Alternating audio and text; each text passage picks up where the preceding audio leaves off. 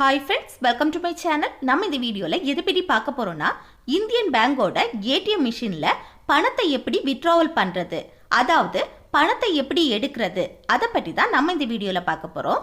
First ATM மிஷின்ல உங்க ATM கார்டை இன்சர்ட் பண்ணுங்க. இப்போ கொஞ்சம் வெயிட் பண்ணுங்க. இப்போ இதுல if you have pin continue இந்த ஆப்ஷனை கிளிக் பண்ணுங்க. நெக்ஸ்ட் ஃபர்ஸ்ட் இருக்க withdrawal இந்த ஆப்ஷனை கிளிக் செய்யுங்க. நெக்ஸ்ட் இதில் உங்கள் ஏடிஎம் கார்டோட 4 டிஜிட் பின் நம்பரை என்டர் பண்ணுங்க. இப்போ கொஞ்சம் வெயிட் பண்ணுங்க. நெக்ஸ்ட் நீங்கள் எவ்வளோ அமௌண்ட் எடுக்கிறீங்களோ அந்த அமௌண்ட்டை இதில் என்டர் பண்ணிட்டு இந்த எஸ் ஆப்ஷனை கிளிக் பண்ணுங்க.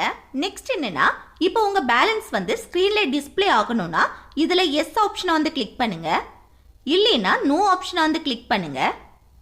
இப்போ கொஞ்சம் வெயிட் பண்ணிக்கோங்க.